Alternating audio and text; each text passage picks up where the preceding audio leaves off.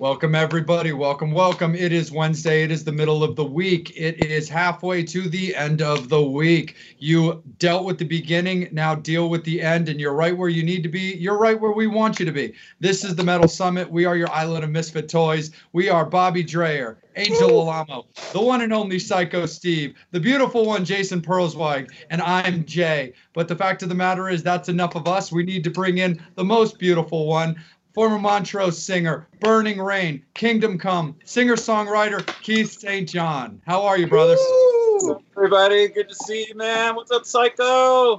What's up, Kay? Hey, it's good to see you. I'm great, man. I'm cool. I'm tucked away. Yeah, man. I should be, and everything's great. Right on, brother. Well, we appreciate you taking the time to sit and join us here on the Metal Summit, man. We thank you so much. But talk a little bit about what you've been going on over the last few months. Obviously, this is very abnormal territory for everybody in the music business. But how have you been handling like the last 6 months? Well, I could ramble about 6 months is a long period of time, so I'll try to make it brief, I guess. Overall, I mean, for what I had planned in 2020, the thing that changed the most was probably the Kingdom Come tour schedule. Because for Kingdom Come, our agent Sullivan had it set up to be kind of our bust out year. So we had a lot of nice, really sweet tour spots, Sweden Rock and a bunch of other similar festivals over in Europe, which a lot of those festivals are going to keep the same rosters when and if they come back into being in 2021 or 2022, whenever that may be, right? They got ticket buyers that bought that roster, so a lot of them will keep the same roster when we come back. So Nice. I'm cool with that all being on ice and us doing the same gigs and Kingdom Come still doing its big bust out year that we were going to have. For me, I don't get that much of a chance to do a lot of projects that I want to do, a lot of extra kind of curricular recording projects. So that's what this year has been for me mostly. I've been able to greenlight a bunch of stuff, which was either on the back burner that I was trying to work on and get done for guys, from other projects and bands and stuff, or new people came to me this year, and it's actually been the busiest year for me in like 15 years. It's just been a busy year.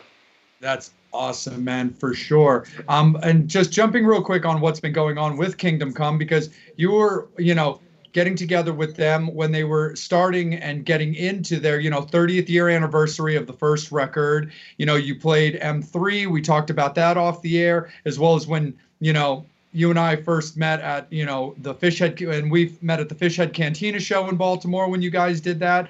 So talk a bit real quick about, joining on with those guys, playing those songs, a little bit of a new catalog for you, and just how the relationship has blossomed.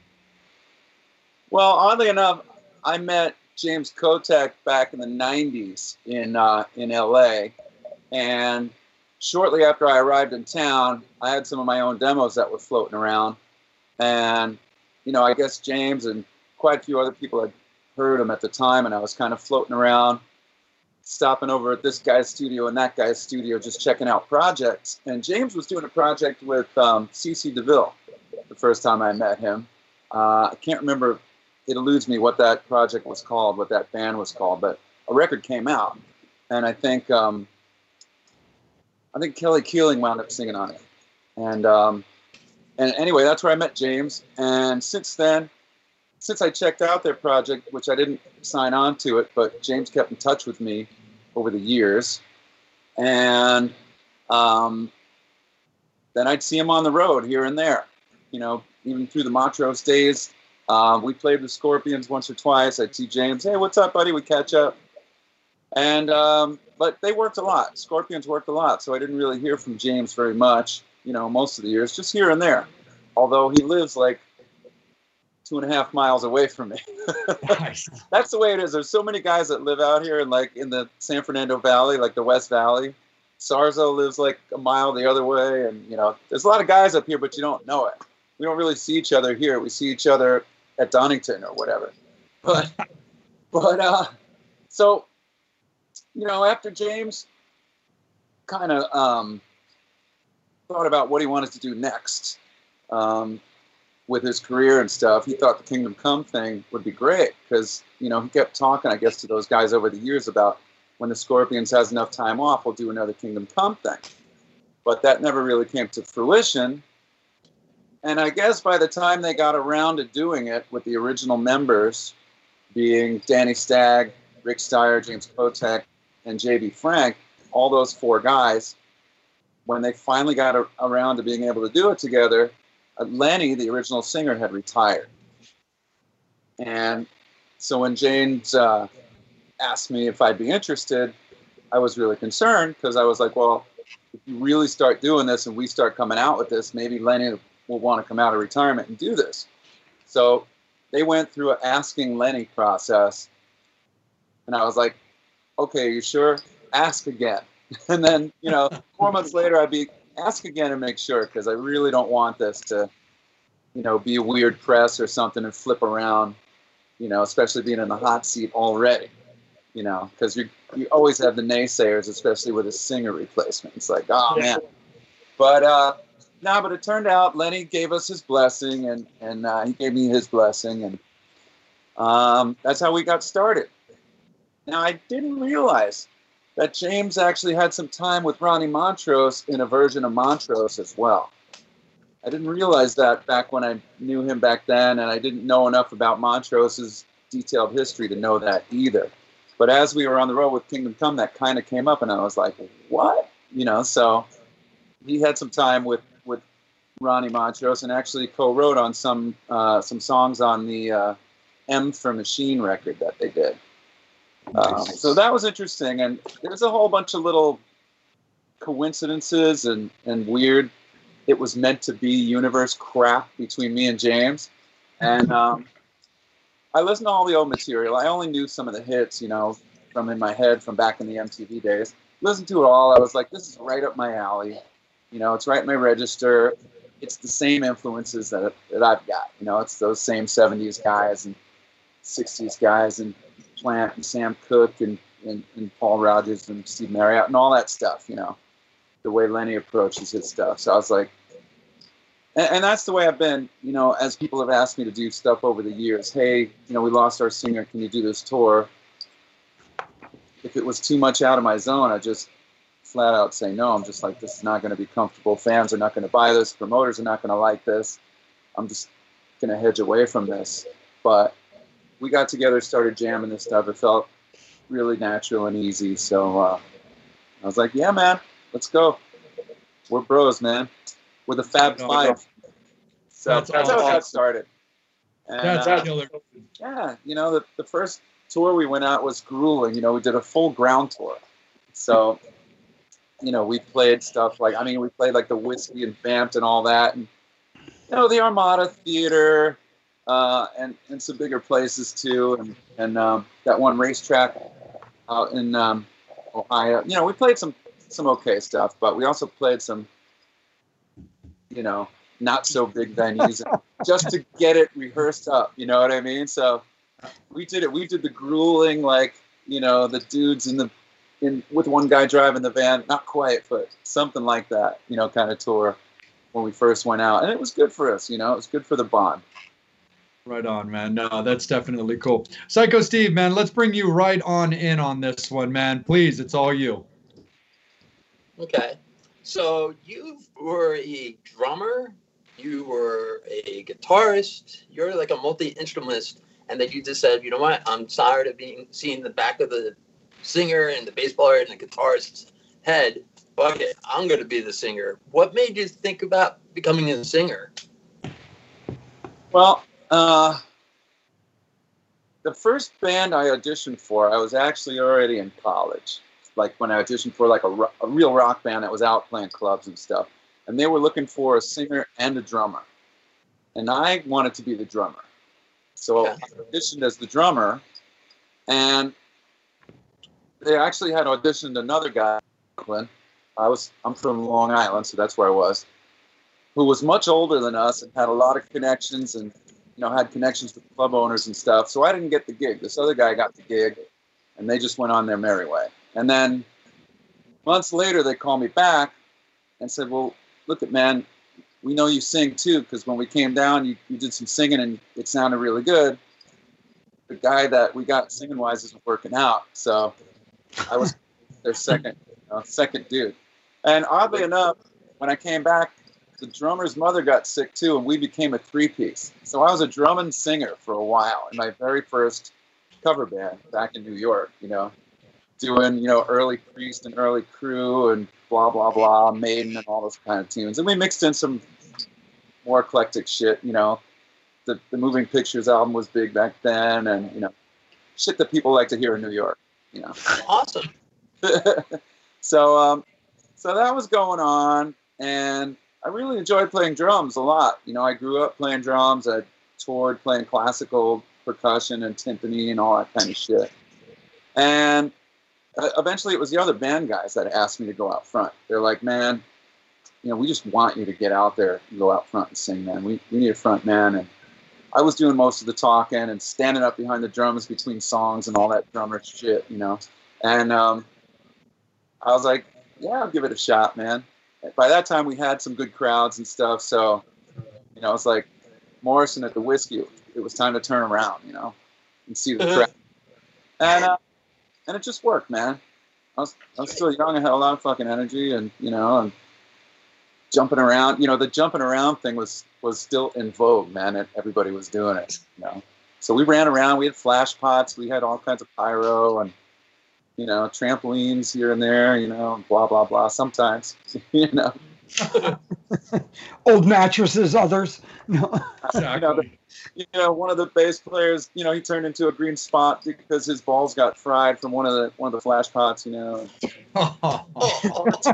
Dark thing. We blinded a whole audience with our laser lights one night. But it was funny times back there in New York. I mean, where I grew up, people just had a lot of energy out there. So that's hilarious for sure. Well, Jason, sorry to do this to you, brother, because I had already planned to bring you in next. Sorry you got to follow up with balls fried, dude, but let's fry yours. So, Wow. two questions. One came up while you were talking. Have you ever played the Viper Room? I have played the Viper Room. Yeah. And under some funny different circumstances, but go ahead. What are you thinking? What? No. I was just asking if you ever played it, and so flow with what you were just thinking, and then we'll come back for another question. Let's see. An interesting Viper Room story. I used to moonlight in with in the late 90s with a whole group of bands out here collectively known as the Boogie Nights. And they did 70s disco. It was a rock band. This band, Roxanne. Jamie Brown was the singer. You guys are probably familiar. And they started getting bored playing gigs at FM stations. So they started opening for themselves, like in disguise as other bands. And one of the things they did, so the story goes, is they put on afro wigs and did a disco gig. Off of that, they started these very, very popular disco bands that were doing corporate gigs all over the world. Like so much so that they built like 10 or 20 other clone bands that were working like every night for a long time. Wow. Anyway, there was a band with a friend of mine, John Gregory, who did every Sunday night at the Viper Room called Booty Quake. And I had to sub in a couple times because he got sick. So I had to learn, some Casey and the Sunshine Band and Rick James and all that stuff. So in the Viper Room, there used to be a little private dressing room, like built into the wall, like, 3 or 4 feet wide with just a bench in it with a one-way mirror looking out and no lights. So it's kind of a weird vibe, right? But you could get dressed in there and it was like a closet. And the weirdest thing happened to me. I was changing for the gig, and the outfit that one of the guys in the band had loaned me was like a full one-piece. It was like a one. So everything came off, right? And it was a funny time. So I basically literally take everything off to get into this thing, right? So as I'm changing, in the dark corner over to the right, I all of a sudden hear this voice. Hey, it's you again. And I was like, huh? 3 days before that, I was running to a meeting in Hollywood, out in Silver Lake, actually. And I was so late that I ran right through this movie set. And in running through the movie set, corner to corner on, what's the right word there? Perpendicular corners. Yeah. I headbutted Juliette Lewis, or she headbutted me. She was in a scene, and we ran into each other and both passed out. Wow. Long story short, that was her in the corner at the Viper Room, out of the blue, at the Boogie Nights gig at the Viper. So that's my cool Viper Room story. That is Cool. Sticking to it. She That's a recognized great you? story. I'm Great sticking to fucking it. She story. did. She recognized me. I had much bigger hair back then, and blah blah blah. So. Didn't we all? Cool. But she That's cool. waited. She waited Was- until the opportune time to say, "You again." By chance, was that dressing room downstairs? No, it was on the same It level. was with probably the same size. You know, like I said, it was like maybe 3 feet wide, with room enough for a bench, and maybe it was, 8 feet side to side, and it was a one-way mirror. So I guess certain VIPs could just sit up there and watch the crowd, I suppose. Dude, that's Wow. When such a Boogie great Nights fucking numbers story. weren't. Mr. Dreyer, let's bring you in, my good dude. Okay, I got a couple things here. What the fuck is up with your website? All I get is mass. No. I know it. You know what? That whole face mask thing, obviously, it just took over. Okay, so my partner in that, Sherry Lou, and I were actually setting up kind of a custom clothing design thing for her, which she wanted to do. And so I'm like, I got a bunch of different rock star friends, and we can start off your business that way. Just a hobby for her. She's like, a high-level corporate person that just likes making clothes because she likes crafting. So we were setting up to do that. And we had all these cool fabrics laying around, and we just happened to be into healthy organic cotton stuff, which is the healthiest shit you can probably put on your face. Yeah. So when this wave happened, I won't mention it because, we just said, hey, man, let's, she's Chinese. So she already knew what was going on over there, and they needed to make face masks and whatnot. So she's like, let's make some masks out of this stuff. And we had some great-looking fabrics, and we put some on and took some pictures and put it online, and a whole shitload of people were like, we want some of those. How can we get some of those? So we sent them out to some friends, and then we're like, all right, let's just offer these up and sell these. We'll make a little bit of money. Not going to gouge anybody, but make a business out of this and have some fun. And I'll learn how to use a sewing machine and all that stuff. And I'll help you out. We'll have some fun, man. So we did. And I didn't want to pay for a new website or anything like that. So I was like, man, I'll just convert my store into the face mask store. And, now stjohn.com will bring you to rock and roll face masks. So As soon as I went there, I'm going, did it get spammed? I know, man. Yeah. Usually people get pummeled with like a porn site or something. I'm like, wow, I got a mask site on here. Well, I don't think any of us realized it was going to be this long. When it started out, I figured, we'll do this for a few months, and everyone was saying this will pass. So, but I'm true to the cause, so I'm letting it roll as long as it needs to. Hey, it worked. So here's another question. I'm going to jump back onto the Kingdom Come thing. So we're all about the same age. I was doing a gig in Levittown, Pennsylvania, and Kingdom Come's album comes out. The big beef, very much like Greta Van Fleet. Oh, another Zeppelin band. That. How, we're celebrating 30 years. Do you take it as a compliment? Or do you go, no, we're Kingdom Come? Well, To be honest with you, in my opinion, anyway, the '80s was like the only time that Zeppelin was out. That was like the only time, like throughout the '80s, spandex and the whole LA scene, like Zeppelin was out. Now you're from the East Coast, me too. So us kind of rock and roll dorks in New York and that area, Philly. We're still listening to like quadruple shots of Zeppelin and Aerosmith and Bad Company, while the rest of the world was listening to Crew and Whitesnake and a Long Island band, Twisted Sister, and all that stuff. So when Kingdom Come came out with that, and people said that, I don't really feel like the '80s pop crowd really gave a shit. Like, it didn't really seem like it was such negative press, although the guys in the band seemed like they took it really bad, you know, like whenever someone like compared them to Zeppelin and la la la back then. And I think they still, as a band, they still have mixed feelings. Me and Steyer are definitely of the mindset, it's great to be compared to Led Zeppelin. That's great. That's of course. the coolest thing that could happen. You know, people could say you guys sound like Zeppelin. I mean, that automatically makes somebody want to check it out, right?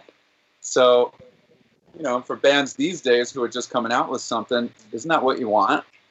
You know, like you Well, said, I would have never listened to Greta Van Fleet unless somebody goes, look, have you heard these young kids, the blah, blah, blah, they sound like, and I kept thinking, you know, this is really cool to see 18-year-olds, 19-year-olds gravitating to music that was music, that musicians played. Van Halen, Who, Zeppelin, early Stones, and that's, you know, so it didn't bug me that much because, like you said, growing up on the East Coast, look, you know, when I was coming up, Britney was here, Cinderella, Heaven's Edge. man, you're right. You know, it was all very, you know, Keith Richards was our thing. It was slop rock and roll. That was, you know, it.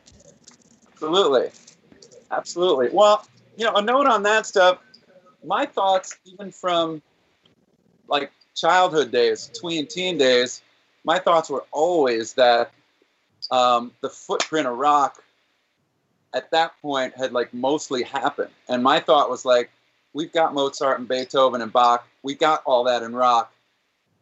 After this wave of people, I hate to say this, after they pass physically on this planet and they're kind of not here anymore, I really feel that those bands, the Zeppelin and the Beatles and the Stones and etc., that's going to be your big concerts. That to those bands is the future.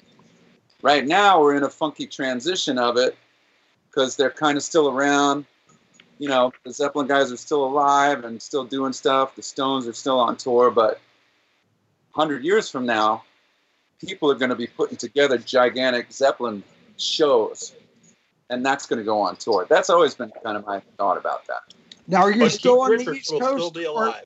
So now I think, you know, to get attention, as we go further and further in time, I think a big hook into going and being interested in a new band is that they really sound like one of those sort of iconic rock bands, which is in our heads. It's like ingrained in our heads as what rock and roll is. Yeah, I mean, on a similar note to that too, I mean, for both Keith, you and Bobby, like you guys make a really good point, because another band you can kind of throw into that is that Liliac band that's starting to get some waves right now because of this girl's phenomenal Dio range when they put out their Dio cover.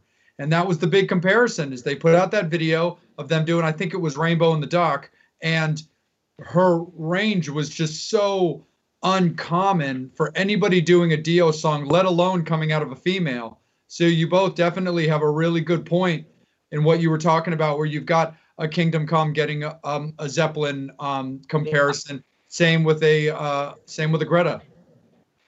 Yeah, it'll at least get a look. And if you want to sell your other, you know, deeper wares of your own, you know, maybe that does get you a first look.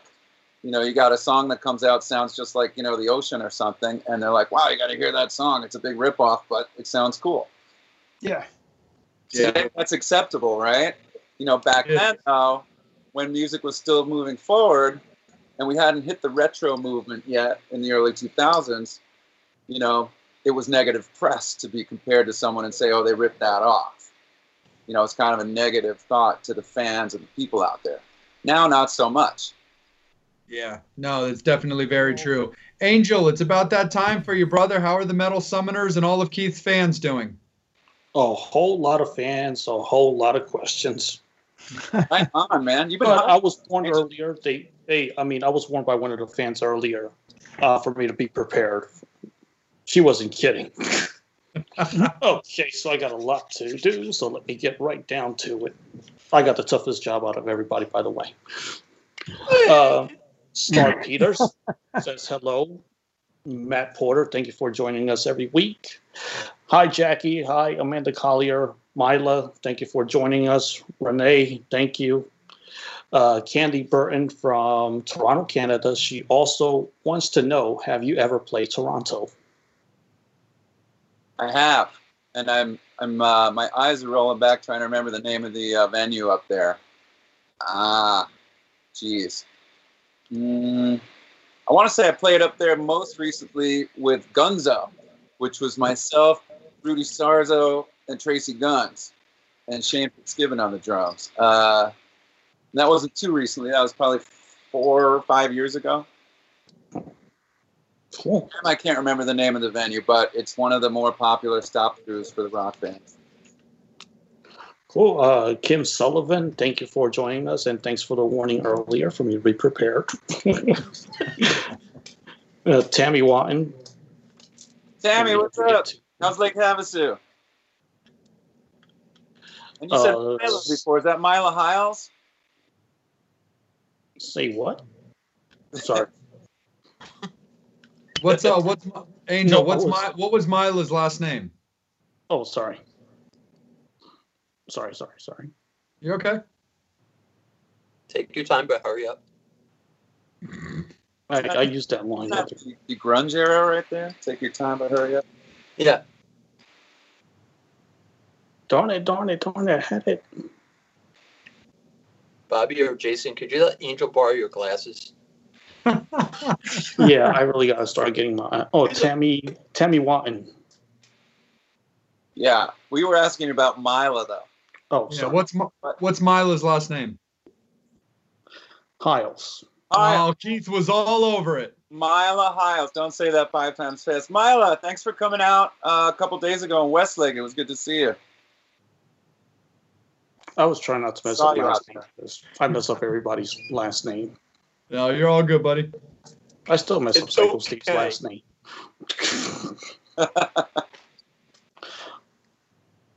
You still Matt Porter, the project with Needle Park, the one with CC DeVille. Oh yeah, was it Needle Park? And did you guys do any material? I didn't wind up joining the band. I did some really fast, on the spot demo vocals and stuff with those guys, and I was just busy doing my own band. I had a St. John band, and I also had a band with Rudy Sarzo and John Five called Sun King, which was already signed to Giant Records. And I told James when I came down, I'm already committed. I'm doing this stuff. He's like, just come down, man. Just have some fun and jam. So I did, but I couldn't really be pulled away from what I was doing. Although there were some talented mofos. He's a great songwriter, man, and a great musician. And James too, man. Awesome guys. And we got a new fan, Summer Johnson, watching from South Jersey. Thank you for watching. Hey, what's up, South Jersey?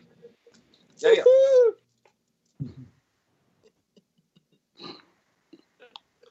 Okay, I got questions. I got to get right to it. Just a lot of people sending love. Awesome. Thank you all so much, fans. We really appreciate you guys. Warms the cockles of my heart. Stay away from the flash pots. Oh, okay. Here's one from Bruce Gillespie. I'm a big Nazareth fan. How did you end up hooking up with Manny Charlton, and do you keep in touch? I did keep in touch more with him after our last tour. I haven't heard from him in probably over a year now. But he does threaten to do some more stuff together. Sometimes there's a bunch of dates that might be a Manny Charlton's Nazareth thing, and I get a call. But no, I don't keep in touch really too much. But I hooked up with it through his agent. His live touring, his booking agent called me and just, asked me if I'd come and sing with him and do some gigs. And it was a great time for people that maybe don't know. Manny Charlton's the original guitar player in Nazareth.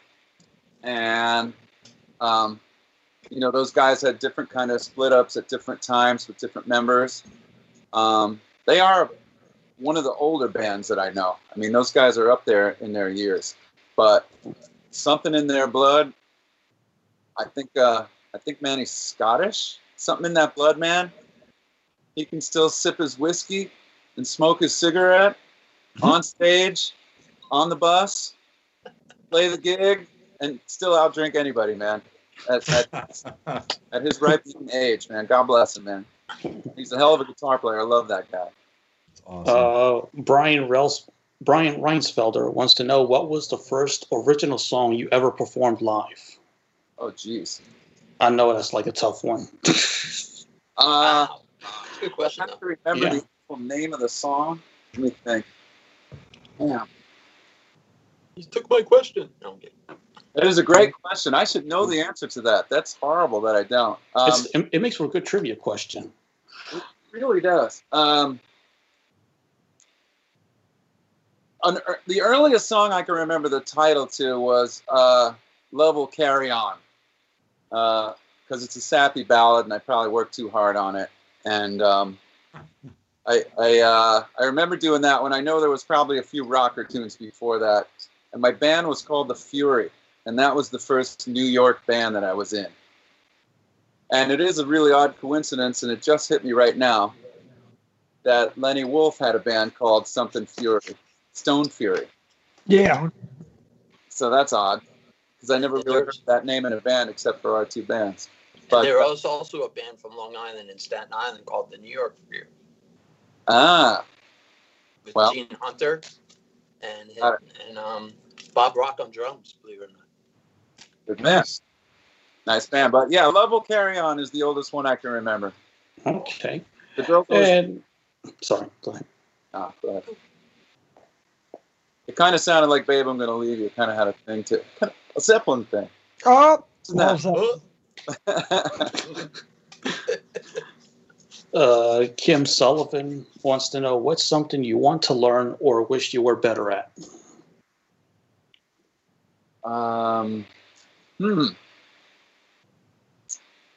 Let's see. I wish I was better at having conversations online.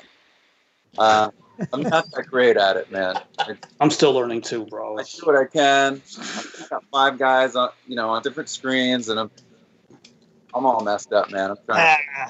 But yeah, I'd love to be a better speaker in these situations. All right. Head honest. Something George Harrison would say. It's like, I really don't know why I'm here. I can't think of anything to say. Watch George Harrison on Dick Cavett, like it's a really old thing, and there's an uncomfortable silence for pretty much the whole show. Oh no. I'm gonna go check that out, definitely. Check it out. Well, That was a great show. Dick Cavett Classic. It's still a great show. True story. Well, I mean, it's not to sound like an old man, but a lot of stuff back then is still awesome today. Oh, most awesome stuff, yeah. And the beauty is people keep digging up stuff from back then, and they keep putting it out. So, it's like I keep having my 4 and 5 a.m. after the studio entertainment of like I can tolerate to watch.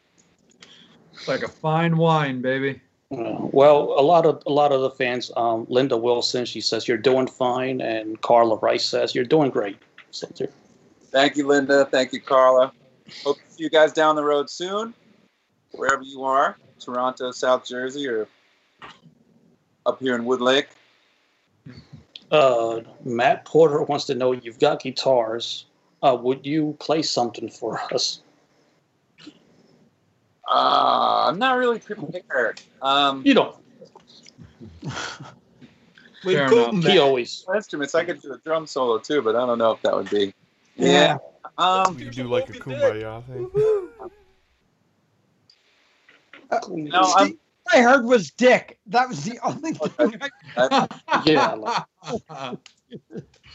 Oh, Bobby, I cut my finger. you minion. Yeah, he's our friend. He tunes in every week. He does. All right. We love you, Matt. Don't Yeah, worry. Matt does a show, The Kiss Room. So there's a big I'll connection. prepare something for sure to play and sing or something. Next time he comes on. Star Peters wants to know, of all the Burning Rain albums, do you have a favorite? You know, you're always in love with the one that you're with, right? So the last one feels pretty good. Face the Music. I think I really like the third record. I think I kind of miss her a little bit. You know, there's a scope of the work is really wide on that one.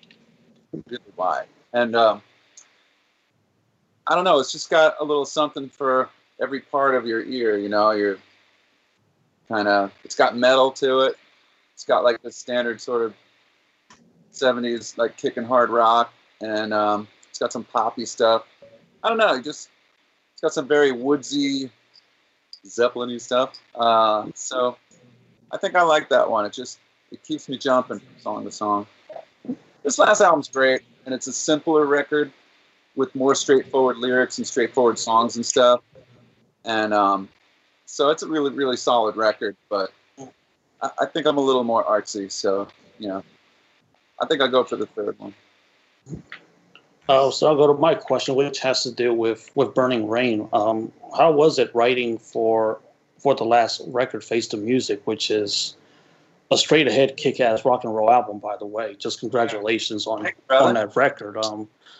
Because you've been writing with Doug Ulrich for the last 20 years. So how is it, you guys writing together? Yeah, so it really started happening on the third record because there was such a big gap between the second and third record that from the years we didn't put out a record, we still got together lots of times and wrote songs. So we have quite a back catalog, and we still have finished demos of songs, probably less than 10, but something like that sitting around, that on the next record we could say, well, how about if we rework this one and that one? Because that's what we did for this record. About maybe half, maybe a little less than half, maybe like 5 songs are like ideas that we already had, and or full songs we already had that we put together. And writing new songs with Doug is always a pleasure. It's easy. It's an easy process. We get together and just jam stuff out, almost always at his place, because he's just got a great setup for it. And once you do something in a place for a while, you have your own little creative brew between a specific group of people. Just like to repeat, you go back to that spot, you know, because it feels good and it feels familiar.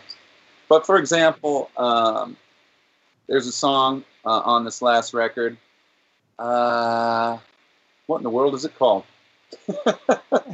It's a really great song, but we didn't promote it very much. It kind of has a Stonesy feel to it. What's the name of that tune? Anyway, it'll come to me. But while it is, I'm going to tell you that I basically walked in. Doug was busy. He walked out of the studio. I scattered down a take without hearing the music first, which is my way of doing things. I kind of don't like to hear it first when I first approach a song that someone else has written guitar part on, because the stuff that comes out doing that will never happen by listening to it and sort of crafting it on that side of the brain first. When you just throw yourself into the fire, great stuff happens. And the song I'm referring to, which I need to look it up, that first take that I scattered, that was the demo, that's the record. lyrics and everything. I think I had to put in like 3 or 4 words because it was a gobbledygook word that wasn't a real word. But otherwise, that worked out being the song. So, Are you talking about Midnight Train, Keith? No, it's not Midnight Train. Not Midnight Train? What are the lyrics? Maybe it'll jog your memory. It's got a kind of Rolling Stonesy background thing, like It's got like a funk groove to it. Heck is it? Let me just escape you guys for a second. I can find No, it's okay. Jesus. I'm just. This is why we're here. We love these stories about Guys, music. this year has been the busiest project year for me, singing on different stuff, and got all these song names and lyrics and stuff just like rolled through my head. So Watch it be Nasty Hustle. for a minute, it's not Nasty Hustle. Clever double entendre, really, lyrics in that one for it to be that. Let me see. Come on. Come on, you people. I'm so bad at this stuff. Do they give you? Well, it's rock and roll. Yeah. Did they give you track listings on Wikipedia? Okay, here we go. Yeah, they do. Yeah. It's Hideaway. Oh.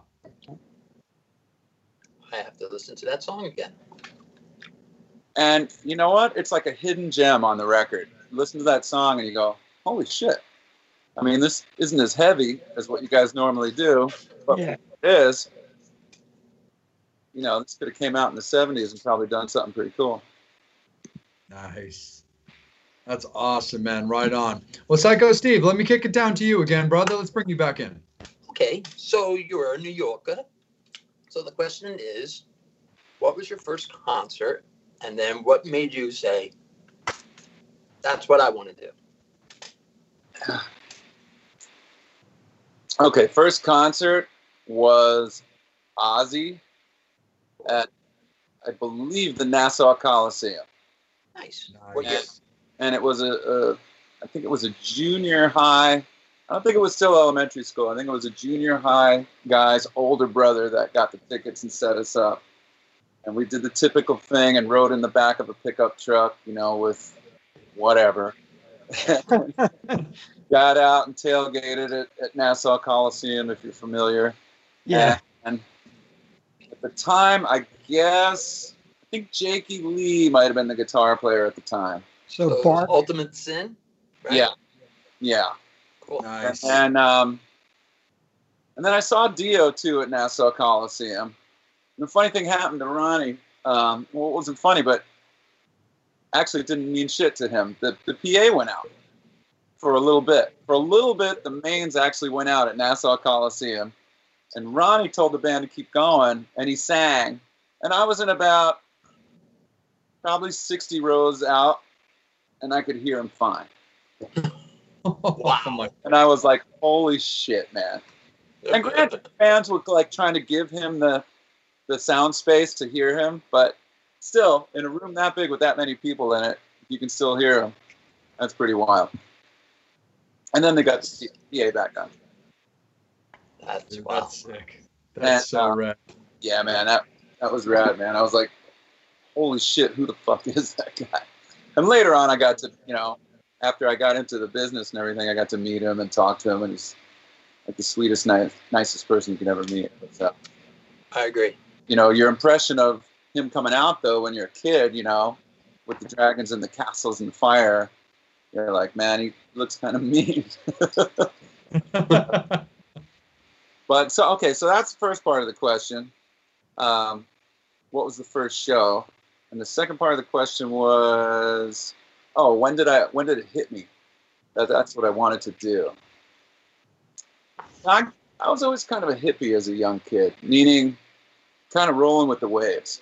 My life would have probably been a lot different if I was a really focused kid going, that's what I want to do, and then just took the train, I was more or less like, all right, let's go do this and let's go do that, and the music thing was no exception. I made my first demo tape on my own out there, and I knew a guy that used to come into the back of a 7-Eleven I used to jam at, while I was in college because we couldn't go jam in the dorms. So me and a guitar player buddy would jam back there. And this guy was this big 6'6" owner of this this Irish restaurant. He had these big handlebar mustache, and his place was called George's Handlebar. And he came to that 7-Eleven because they had Lindsay tarts. So he'd drive all the way there from his restaurant after they closed down. And in New York, things close at 4, not 2.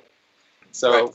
we'd be there till the crack of dawn, and he'd come in and he'd be like, you guys ever do something, you get a demo together, let me know, I know people in the business and this. And so from that, I sent my first demo out to a guy who happened to know Jason Flom, who signed me right into this band that was like a put-together band that they were putting together. And after that happened, somebody who was sort of an affiliate of that project, but who had things going on in LA, told me, hey, man, I just want to build a band around you and your music. And I was like, cool. And he's like, but you got to go to LA. And I'm like, is that Los Angeles? And so 2 weeks later, I was out here, and I still haven't gone home. So that's basically what happened. So That's awesome. I don't think I had the focus of the mental focus to say, I'm going to go get this. I was just on the ride, kind of a thing. Just And riding the I think I wave. still am. I'm not sure. Oh, that's awesome, man, for sure. Jason, I'm going to bring you in, my good dude. You ready to rock? Hold on a second. Are you guys like Come back to doing me. weird things trying to psych me out and stuff? Yeah, Not at all. just come back to me for a second. No worries, Jason. All good. So, Keith, a question that I wanted to ask you, bro, because I find it interesting. I mean, you've been now in the music business for so long. You're such a powerful singer, a great songwriter, and a player. But you've also had this cool series of like fronting bands with pretty well-known singers over the years. You spent a little bit of time in Quiet Riot when you were helping out Frankie between singers. You were singing with Montrose, who a lot of people know Sammy fronted at one point. When it came to performing in any of these bands, for other people who are not as familiar with Quiet Riot, with Kevin Dubrow. But anyway, when it came to getting involved with some of these bands and singing for these well-known bands, did you ever feel intimidated when it came to any of this stuff, or have you always been, confident in helping your friends and just doing, the Keith way, but doing this music justice as well? Yeah, it's funny you say that and you mentioned Frankie and Kevin Dubrow, and one of the reasons why I think I didn't really want to pursue being in Quiet Riot is because I know I'm not that animal that is Kevin, and even though Paul Shortino had done, a stint with Quiet Riot and a record and stuff, in my mind, with the whole retro movement coming back, that's not what promoters were going to want now. And I kind of expressed that to Frankie, and going and doing those gigs to me was, really doing my warm-ups backstage because, I know the fans want someone that sounds like Kevin and, and does Kevin's thing, which I don't know if there's been anybody that can really do Kevin right. Because, I mean, he's just a one-of-a-kind guy. And there's So not going to be another one of those, So unique. Yeah, I mean, maybe somebody like maybe a young Brian Johnson comes to mind that can cover that or something. But, so that's kind of why I didn't really want that gig, in the long term. But in going and doing the shows, I couldn't just be, casual and cavalier. I really had to work up my range and make sure I could hit those notes because he's way up there in the stratosphere. And so, yeah, that was a little nerve-wracking. Playing with Neil Schon, I was never worried about the crowd because it's a Bay Area thing, and kind of the Bay Area people kind of all sort of follow a lot of the same stuff, and a lot of those people, all the Santana guys, and Montrose and Sammy and Tesla and Eddie Money and Metallica, on and on and on. They're all kind of. I already felt accepted in that group, so Nice. I wasn't really worried about the crowd. It's just Neil is so freaking good. I mean, everything he touches musically is perfect. It's like, so I was definitely minding my P's and Q's on stage with him and thinking, a lot harder about probably the stuff I was doing in Montrose at the time, because that actually was going on like in between different Montrose tours and gigs and stuff, the Neil Schon stuff when we were doing it. So, but yeah, and not that Neil is intimidating. He's a super sweetheart. He's a nice as hell guy, but it's just your own want, to measure up to the stuff you're going to be singing. Other than that, not really. Everything's pretty much been, I take gigs that I think are going to feel good. Yeah. I had one moment I was almost intimidated, and then I figured something out, or it was pointed out to me right away. When we did the first Kingdom Come gig, it was up north, I think in Seattle. Somebody came to the gig and was standing like right in front of me on the stage, 2 people away, and they were a dead ringer for Lenny Wolf. Wow. And it turned out to be Lenny's brother who came to the gig. No shit.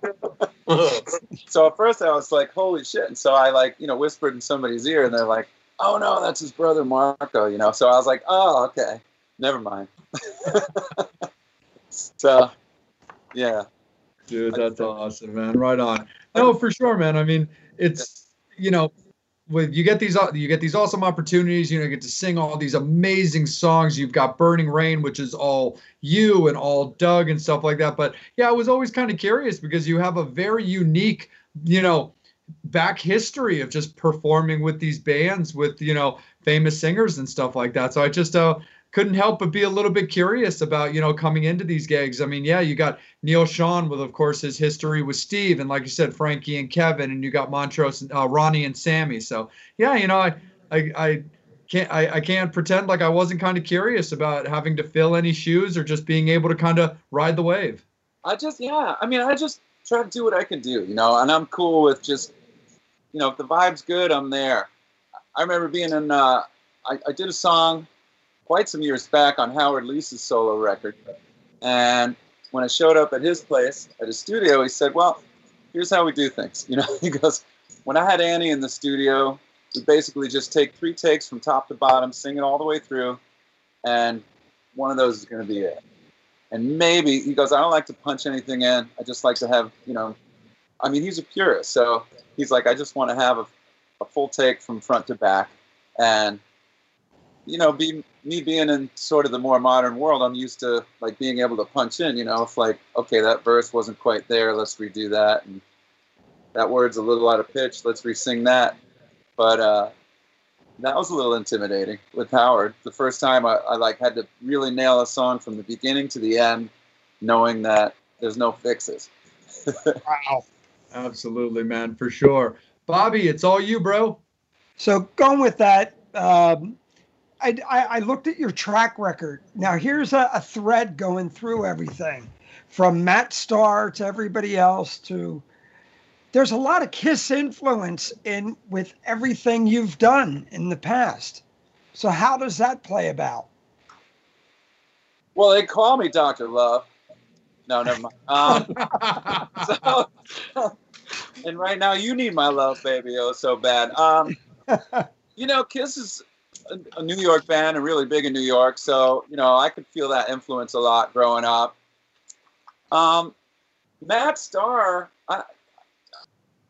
Sean had played with him. Sean McNabb, who was friends of mine and friends with Doug. He had played with Bad Moon Rising with Doug, and I also brought him into Montrose for a little while with me because he's one of my LA buddies, that I like to jam with. And so Matt said, yeah, he was playing with Ace Frehley, and Sean said Matt was playing with Ace and a couple other people. So we checked him out for Burning Rain, and he worked out really good.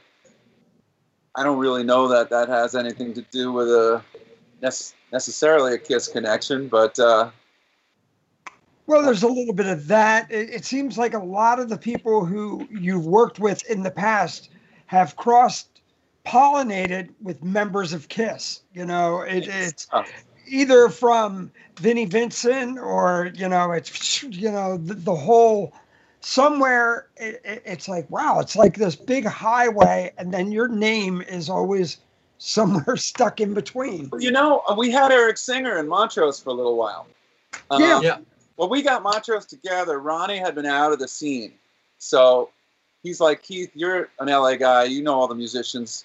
Can you think of who should be in the band when we put it together? I was like, okay. So I call up two guys, Pat Torpey and Chuck Wright. And Pat, one of my favorite drummers of all time. I mean, there's a guy that you think nobody can do what Buddy Rich can do, and maybe what some of Bonham could do, but Pat really, he had gifts, man. He was a special dude. And damn straight. Anyway, he had some time off the road. He had to go do stuff with Mr. Big, and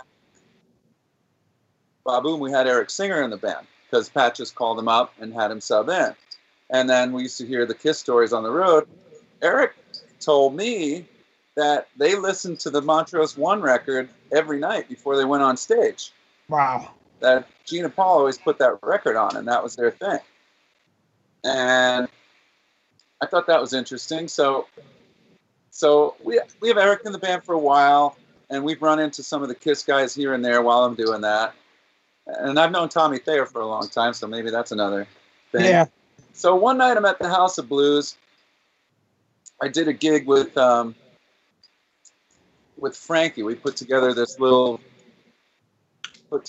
who's who of things. I don't know why we did it, but we played some Montrose and we played some Zeppelin and whatnot. And I ran into Gene Simmons backstage, and I said, "Oh, hey, Gene, man, I'm Keith, man. I'm working with Montrose. I've been, I got this lucky gig, and so Gene is on the steps, and he kind of does this on his chin, and he kind of looks up in the air, and he goes, Montrose, Montrose, like it just. I was like, all right, I got to go, man. It was one of the kookiest moments of meeting anybody ever. Years after that, I met him again, and he didn't remember that, and I wasn't going to bring it up, but I don't know what that was. Why he just wanted to blow me off so hard. Gene being Gene. True story. Yeah. But yeah, but I don't know. I haven't felt that much of a Kiss thing, but I guess, like you said, I've done a lot of stuff. So, and it's a small world, and it keeps getting smaller. Yeah. In this little hard rock circle. So, the amount of people that have had dealings with Kiss or been, the Kulicks, I did some stuff with Bob Kulick. Yeah, and I've done stuff with Bruce and and everything else. But yeah, it all intertwines. And Bob was a great guy, and all the compilation albums he put together, and just he was another one who could throw hodgepodges of people together. Yeah, he was great at it, man. He knew everybody. Mitch LaFon, you know who he is up in Canada? Yeah, he was a co-host of our very first episode, actually. He's in Quebec, right? That's where he is? We. Yeah. Well, he put together a Kiss tribute album a couple of years back, like maybe 5-6 years back, that Burning Rain did a song on. See, now we're bringing things out of you that you're going, wow, I forgot about all this crap. The only reason I knew those lyrics, they called me Dr. Love, is because that's the song we did. Oh, that's awesome. Oh yeah. We're gonna have to have a new segment on this show dedicated to Keith St. John. It's literally gonna be titled Keith St. John's 6 Degrees of Kiss. Right. Before I kick it down to Angel and the Metal Summoners, Jason, I want to bring you back in, buddy. Do you have your minute? You ready to rock? Yeah, I'm good now. Cool, bud. It's all about you. What were you doing down there? I was You're just doing my tech stuff. So is that your natural hair color? There's a theme in your questions. Slightly, but some of it is yes, some of it is, and some of it isn't. I haven't had my second beer yet. Wait till these come on. Jason, you're amazing, bro. I love you. Wow. That is a hot interview right there. You know, the California sun does keep blonding it out, you know, as it grows out. So I have to keep doing my roots, and there are some grays in there. So. I'm just jealous. That's all I have to say. Yeah, the Jersey sun killed Cycle Steve's hair. Jason, I'm just gonna start calling you Viper, brother. You're just ready to strike, man. Have you ever thought about cutting your hair? It took you that long to think of that question, a half an hour, No. and it comes up with your natural hair color. I was gonna ask that first, but then I changed my mind. What's your favorite cologne? No. Wow. No, that's just how we rock. It's just a loose format, a fun, flirty show, Keith. I know if he Okay. doesn't ever return my calls again, guys. Thanks, Jason. Yeah, really. There goes her. Angel, pick us up, brother man. Okay, sorry. All right, let me get theirs. Lisa Maria wants to know, hey Keith, are there any plans for another live stream concert? What happened and I assume she's talking about those Monsters of Rock live streams we were doing from the Burbank studio. What happened was Facebook took down all the live streams.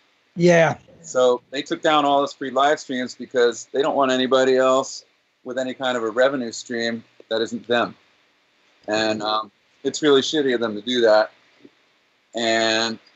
But, you know, it's too bad because Monsters was really offering something that was really cool to everybody, and fans were way into it. They weren't hurting anybody, and fans were getting to play and get exposure and sell their merch and be appreciated and feel like they were doing stuff.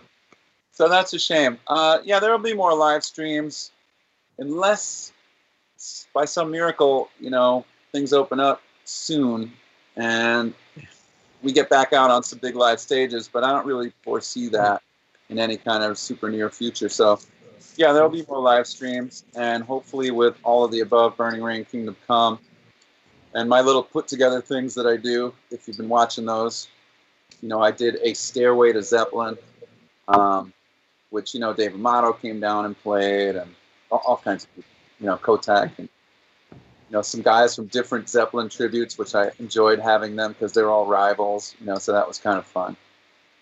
And that kind of goes. Angel, let me jump in right quick, man, but Sure. stay with us because it's still with you. Is that really what went down on Facebook? I noticed that the concerts weren't really happening again. I just thought maybe it was the end of a season or something. I didn't realize that was a thing.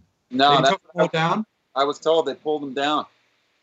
Wow. They shut them down and they pulled them down, and they might have already been doing it when we did that last Kingdom Come pay-per-view because that was through a different distributor. You know, Gotcha. of course they had it on the Facebook platform and you could link to it from there, but now I don't think you can even do that. But all the free stuff came down. Gotcha. Damn, that fucking sucks. All right, thanks, Angel. Thanks for letting me chime in. I just wasn't aware Yeah, that no that was problem. a thing. No, that does kind of fucking suck because a lot of cool Yes. things happen in those live streams that you want to send your pals to and go, check this out. It was really fun, you know. And Oh, hell yeah. so Yeah, Mark Zuckerberg, we got to talk. Yeah. Yeah. Sorry. Bobby, Don text Bacon, him. Cycle Steve can do it. Sure. Don Bacon wants to know, can we look forward, once this whole thing clears up with COVID, can we look forward to a Burning Rain U.S. tour? I'm sure hoping so. A lot of what is going on with Burning Rain's schedule right now depends on the Dead Daisy schedule. Okay. Because they took a bunch of time off for this year. So then they kicked back in full bore this year. And for the fans of the Dead Daisies, you know that they have new members. They switched out some guys. They got Glenn Hughes now. It's a smaller band. It's just Glenn and Doug and Michael and Dean. And, you know, I think they're recording 2 records this year. And they've made some videos already. And they've, you know, they're using this time to, like, do that kind of in the studio stuff and get ready. So It's going to depend on that schedule. That's just the reality of it. If we're going to be able to do a U.S. tour, I'm sure before that happens, you'll see some other stuff like singles released, maybe with videos, and plans on a new record, of course. But we'll see. We'll see. I mean, they might one day just decide to say, "Hey, man, we're going to take another year off," and then, if they do that, I'm sure Doug and I'll pull it back together and get some things out there for you guys. Thanks for asking. Yep. Star Peters, is there someone you would like to collaborate with, and if so, who? Well, McCartney's still alive. That would be really awesome. At that M3 that we met at, Jay, I actually spoke with Nuno, and he told me his Paul McCartney story, which was really mesmerizing and cool. And, they had a great time in the studio with something that Nuno got invited to come and participate on.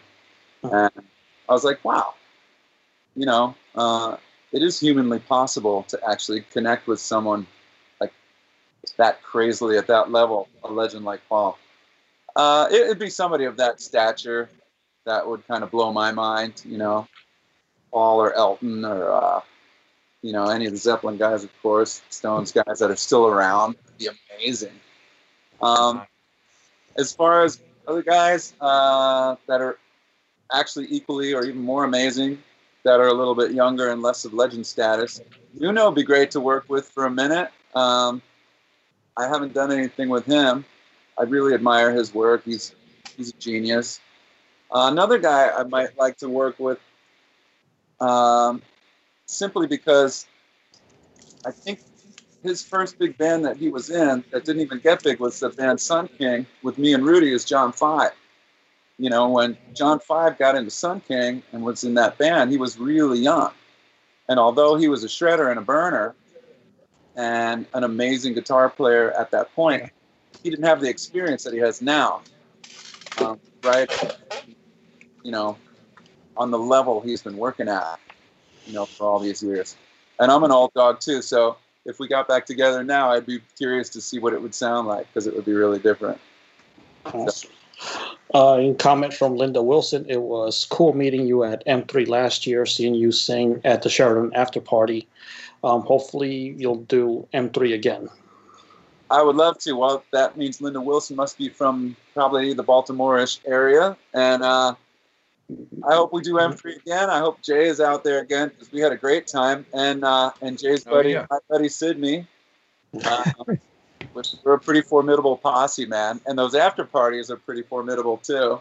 Oh, yes. I do remember having to play like different instruments and sing songs, and a few people struggled to stay standing as they were playing, whether it be guitar and drums, and that's always a lot of fun. So, yeah. Well, I don't know if the hotel's going to be up and going, is it, Jay? Oh, right. Yeah, well, here's the thing. I mean, my day job is bartending and supervising the restaurant of a hotel, and I mean, we're up and running. We've got protocols for cleaning rooms properly and stuff like that. So I want to give the Sheraton the benefit of the doubt that they can handle it. No, but they shut down. They were going to remodel or something, but they never. I don't know if they opened back up.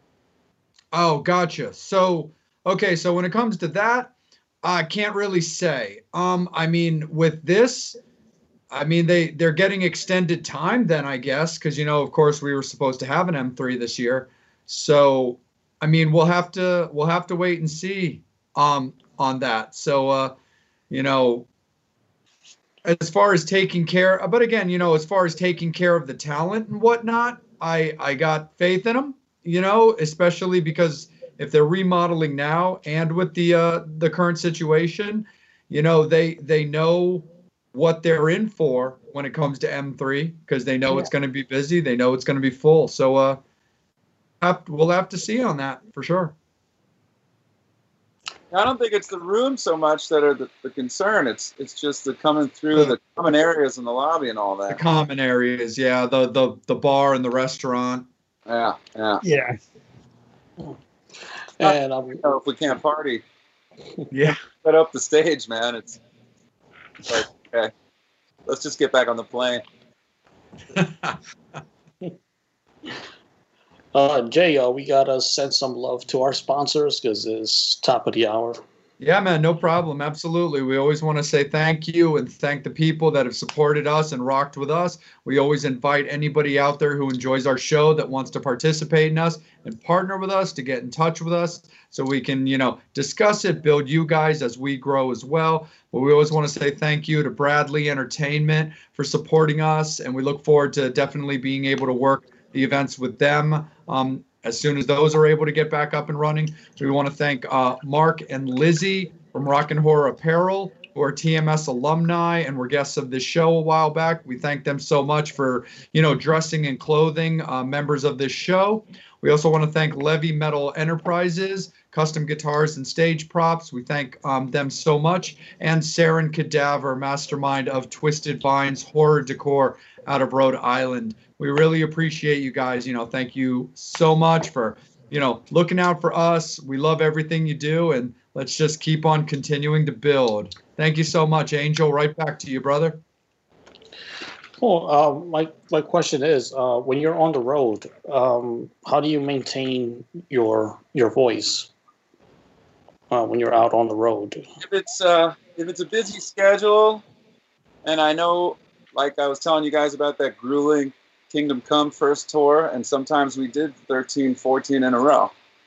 And when it's like that, especially if the cities are far apart, that means you got to wake up super early or drive through the night. Then it's just hunker down, man. Get under a blanket, get in the back seat, don't talk, sleep as much as possible. That's all singers got is sleep and water. So that's it. Just water whore, sleep whore. Don't talk to me. I'll see you on stage. Fair enough. Right on, man, for sure. It's a miserable thing, that's the reality of it for singers. They can be the guys, they got to be, the coffin's got to get rolled out, and they got to come out of it for the gig and go right back in, after when it's grueling like that. When the schedule lightens up, it's whatever. Yeah, you can be a little bit more social. You can talk a little bit more because you don't have to worry about straining yourself out. Yeah, exactly. For sure. Keith, one thing that I want to take you back to is I actually want to take you back to January because I'd love for you to talk about, the Ronnie Montrose Remembered concert and stuff, like getting to perform a show like that with guys like, Kelly Keagy and just all these just amazing people, because it's such a lineup every time they do that. So I can imagine that to a certain degree, it's like a giant family reunion for you. But also just talk a little bit about just the vibe, the environment, and seeing all your mates.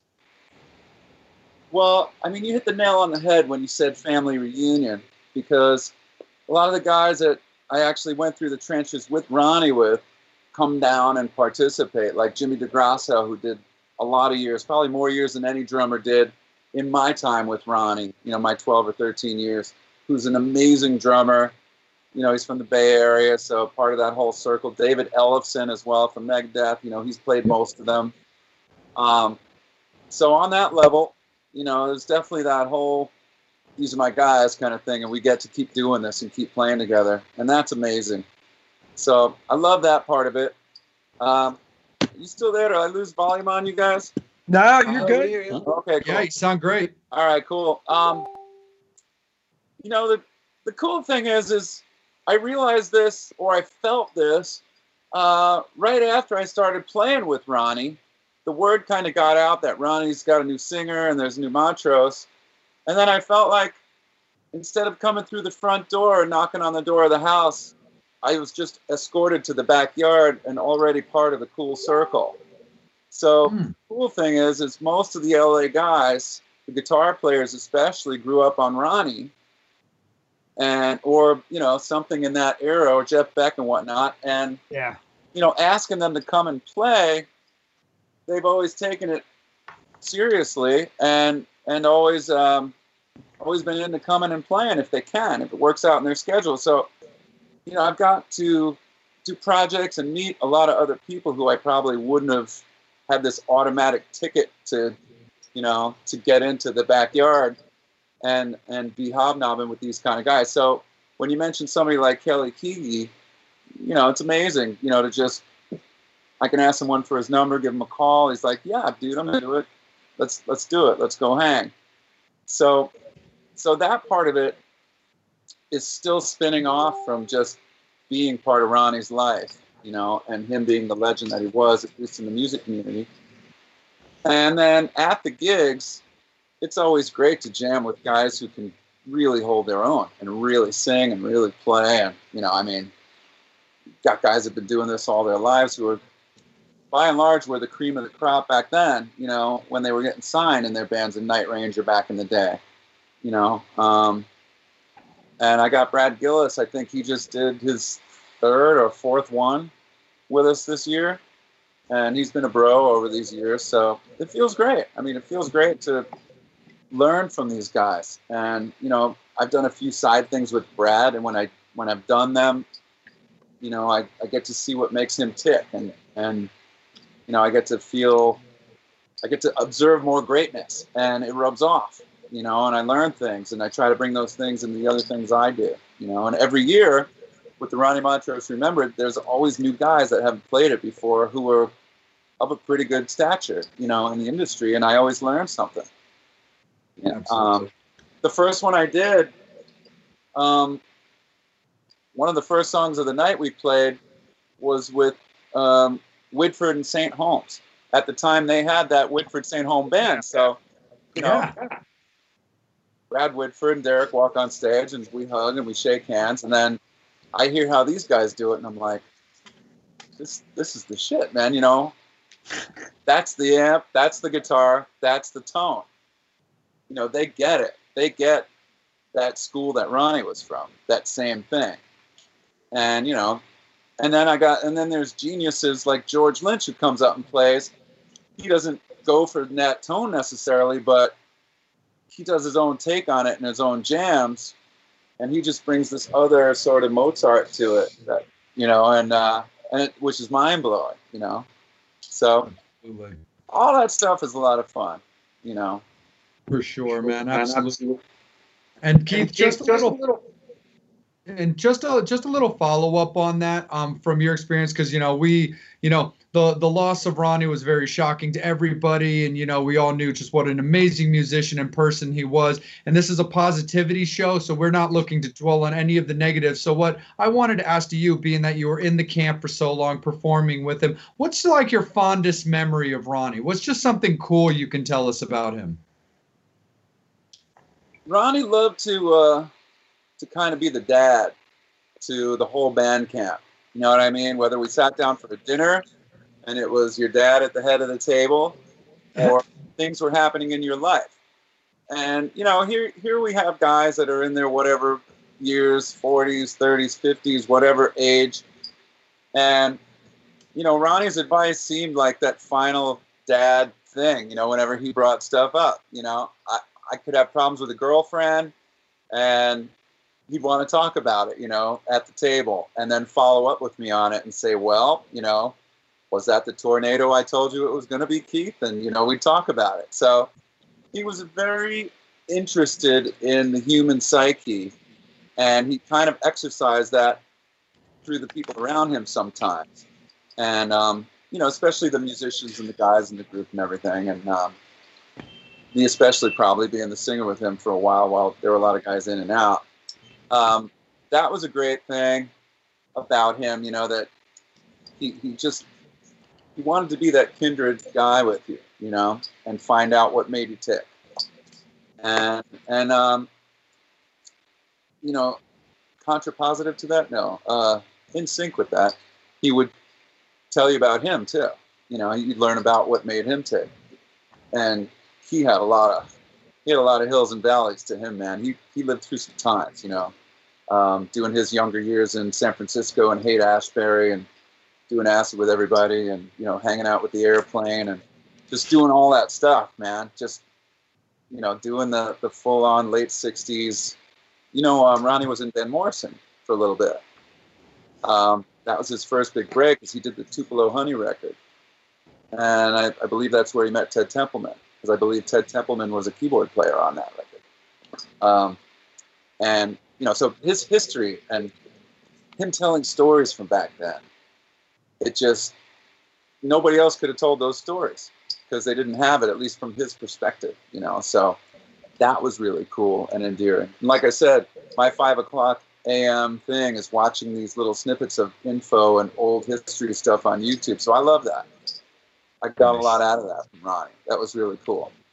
That's awesome, man. And of course, certain moments on stage, you always have those certain moments in front of whatever crowd, whether it's a super huge crowd or a small one, something happens that you never forget. So, absolutely, man. I got a lot of him. That's so rad, dude. Absolutely. We all miss him. I mean, Pioneer, it's thrown around a lot, but the fact of the matter is, it's Ronnie, it's Montrose, and you just can't really talk rock without Montrose coming into the conversation at some point. It's just not going to happen. Psycho Steve, it's all you, brother. So the quick question is, if you could talk about it, with all the bands that you have formed with, either side project, full project, or toured with, or just like, for example, M3 or a big rock festival, who's been the biggest dick and who's been the coolest guy? Who has? Oh, sorry. Well, it's like, I know you know the answer to that, Bob. I appreciate the question, but you know a lot of artists as well. Sure. I know a lot of artists. All of us know a lot of artists, and artists can be really temperamental. And no matter how sweet somebody is, there's going to be something, and it's usually while working on their passion, working on their art, that's going to push those buttons, and you're going to feel that pushback. So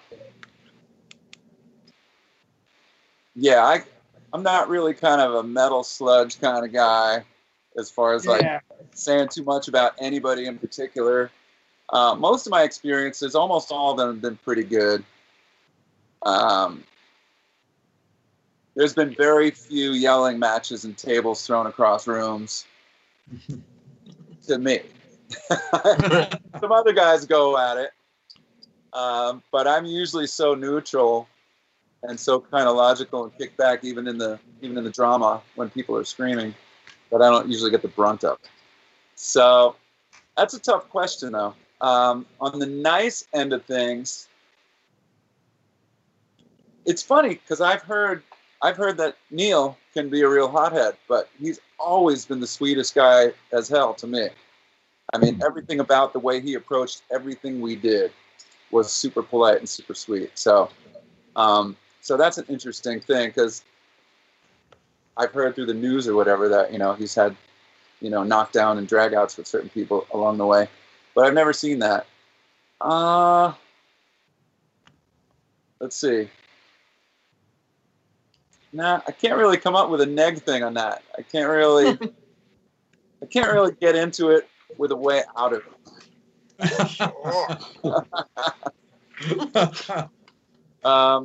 There have been a hell of a lot of nice guys, and by the time I came on the scene, a lot of these guys were a little bit older.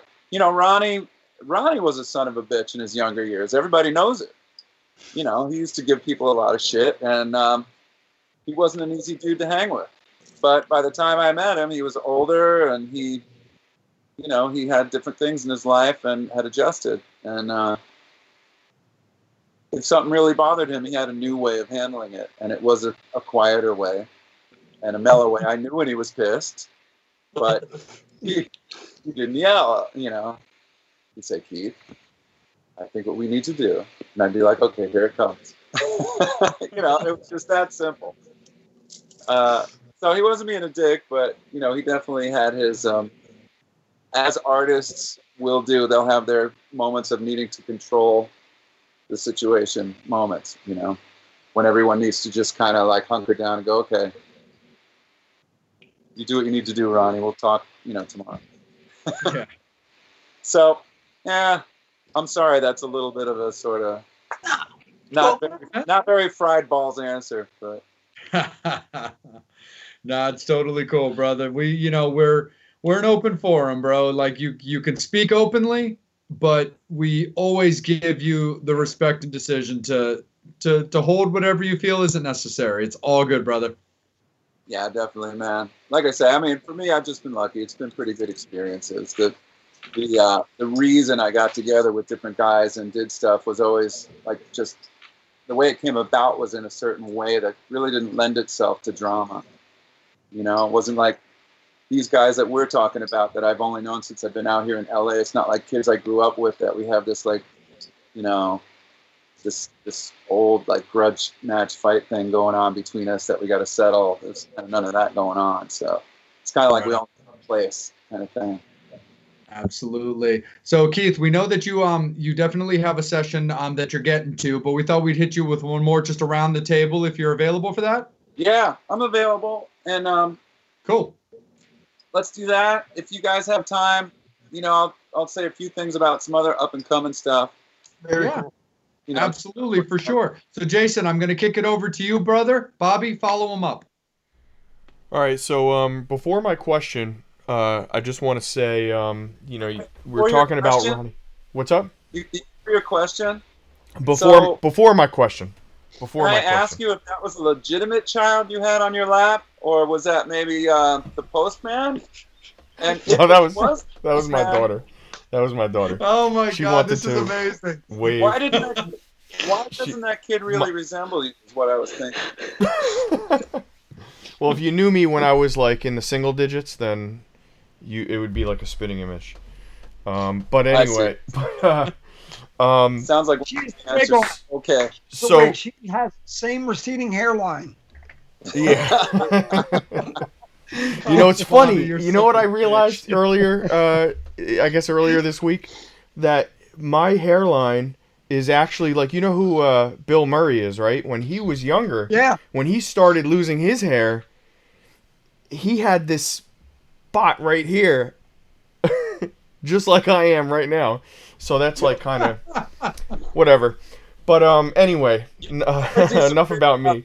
Jack Nicholson impressions with that. Yeah. So before my question for you, my next question, we were talking about Ronnie James Dio, and I heard that when he joined Black Sabbath, he wanted to follow up with Ozzy's peace signs, but didn't want to actually do the peace sign. So what he did was he's the one that started this symbol, which he got from his either his mother or his grandmother, trying to ward away evil spirits.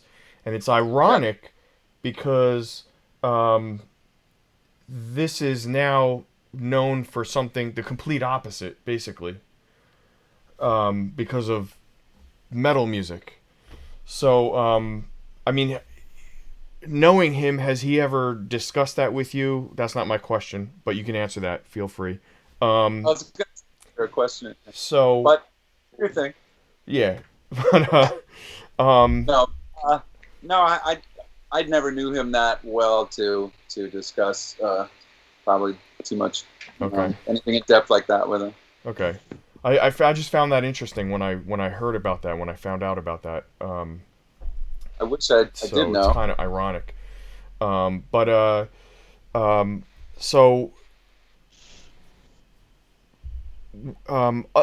Let's say, okay, this is kind of like a two-part question. The first part is, has there ever been a time in your life early on when you were starting out that with music that you were worried that you were not going to be able to make it in as a career, and on the verge of giving up, and then to follow up that question, if you were not doing music right now, is there any direction that you were going in, a different direction of not music related? What would that be? Yeah, going back to the first part, I guess, of that question, I still don't know if I've even ever taken music seriously as a career.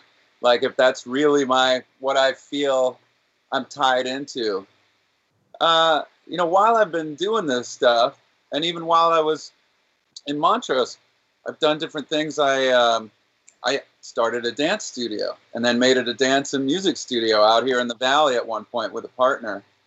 I guess I've just always been kind of an enterprising young lad, and I've been known to do these things from time to time. And I was in that for about 7 or 8 years. And I wound up giving that business away, kind of a altruistic move to an ex-girlfriend. And I was very happy about that because where it was going to the next level would have been a lot more weight on my shoulders. And at the time, I did have a lot more music stuff I wanted to do. So I just kind of bowed out of it. You know, that's kind of how my life is gone in many ways. It's like when this COVID thing happened and I put up the rock and roll face masks and started a business. You know, it's just something else. And I enjoy doing those things. I mean, it wasn't like a toil to change directions or anything.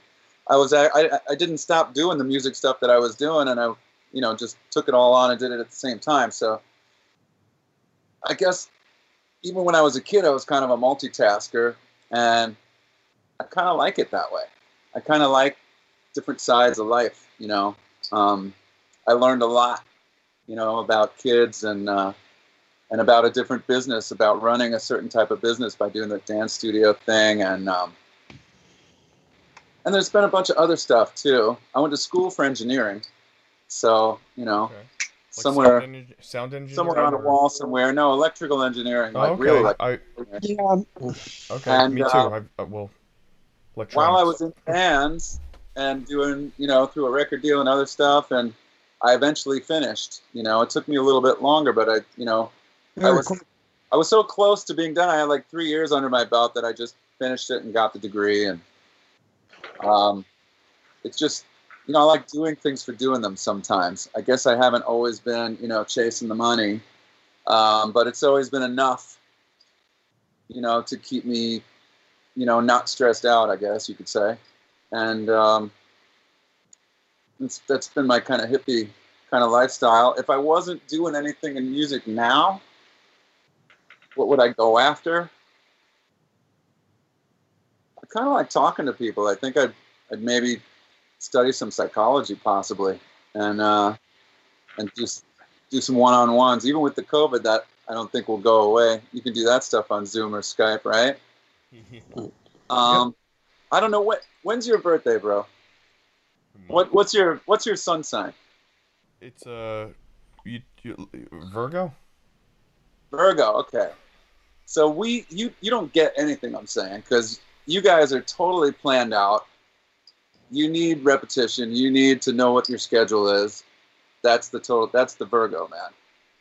You Yeah, need I guess I could see a little bit of that. security. You need to know. You know, I have a lot of good friends that are Virgos, and I gotta say, you know, they're all very similar that way. You know, yeah, you are too. Organized might not be the right word though. You want to know? I mean, you know, you kind of like the plan.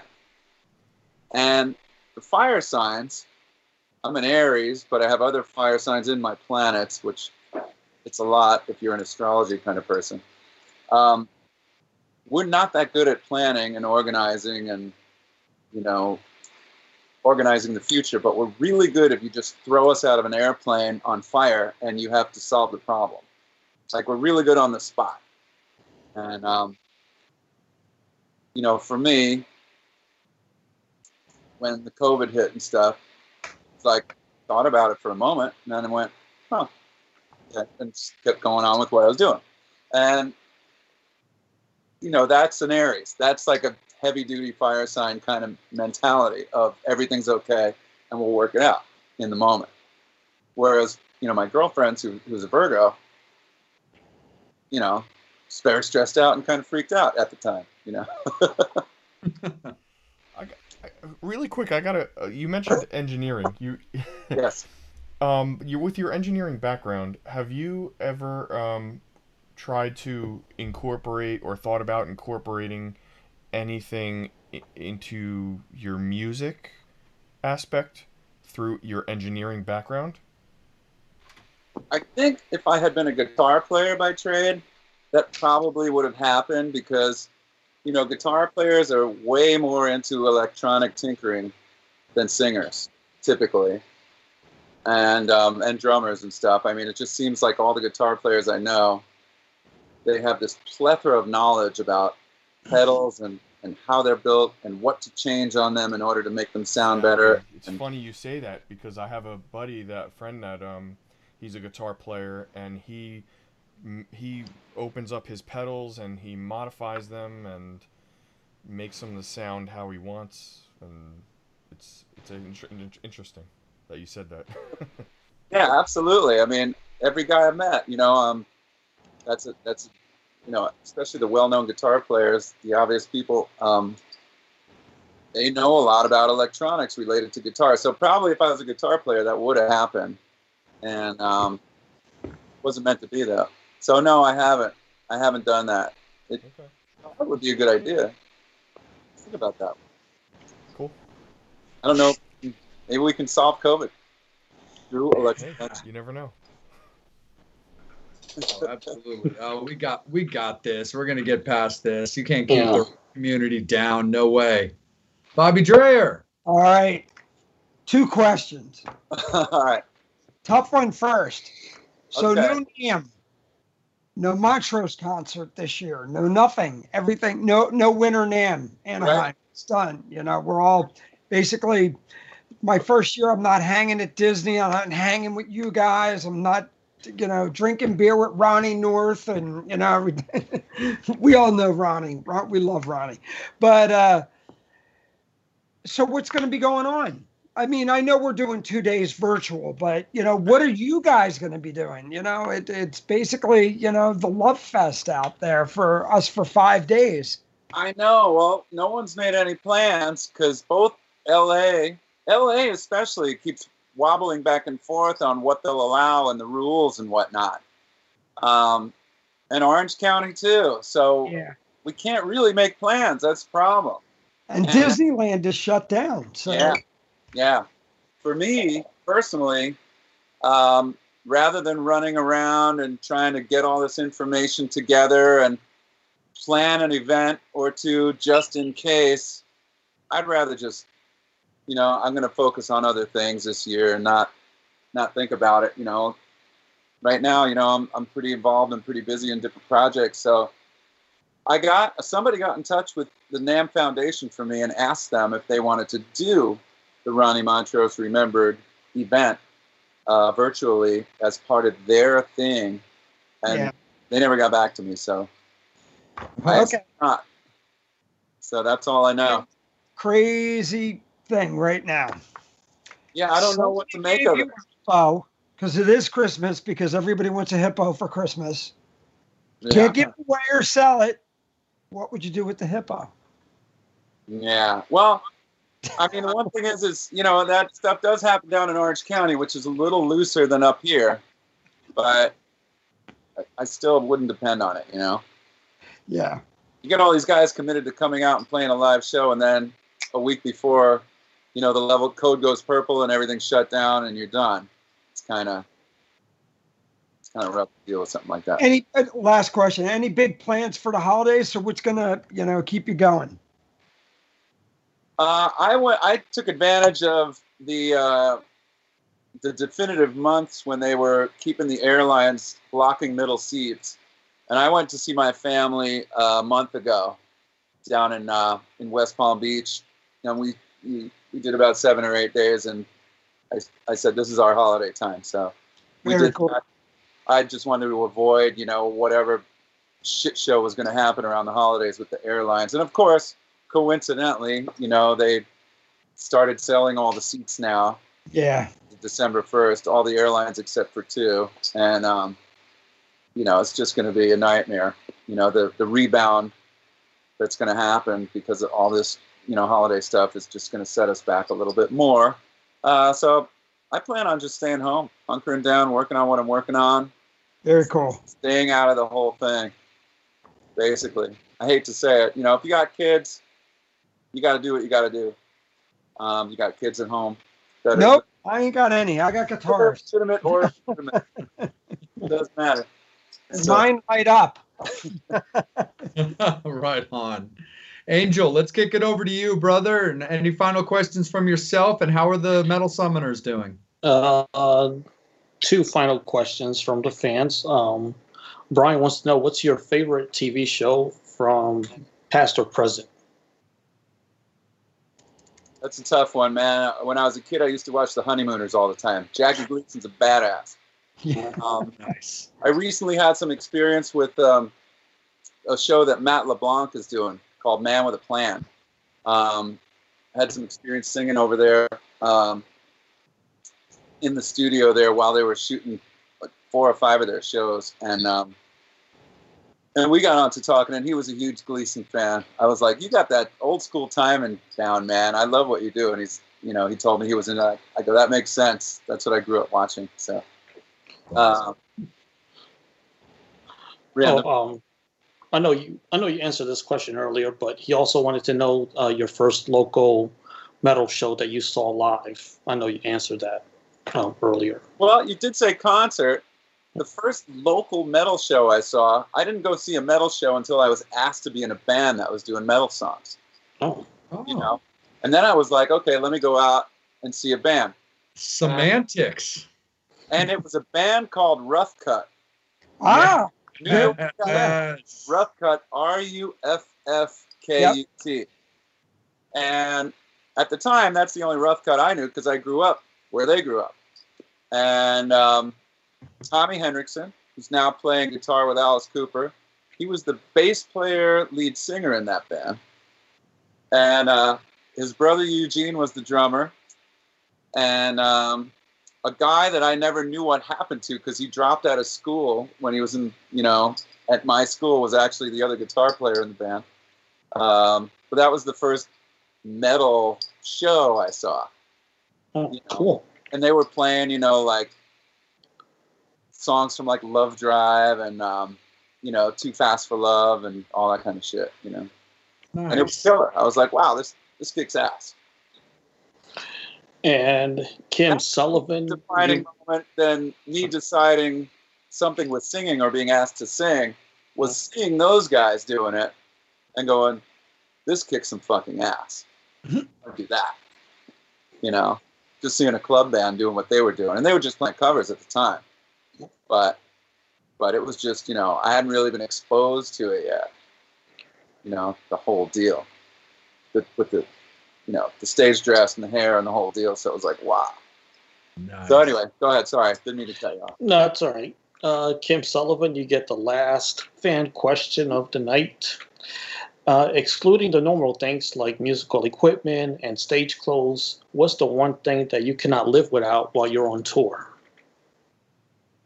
Cannot live. The one thing you cannot live without while you're on tour, and that's excluding musical equipment and stage clothes. I need excluding those things. Endless supply of hot water and honey. Cannot live without that. Nice. Without water, period, there's no singer, there's no show. Like I said before, singers are water whores, and that's, if we don't have that, we just can't do it.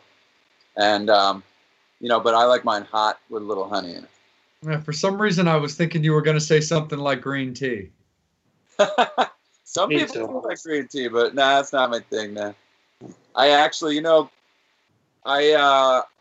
if there is tea, I like to have what are known as the cooling herbs, which are either peppermint or chamomile. So those two things will actually help shrink a little bit of the vocal cordage. Right on. Final questions from yourself, Angel? Yes, I just want to know can you tell us the very first instrument that you bought? And the story behind it. Ooh.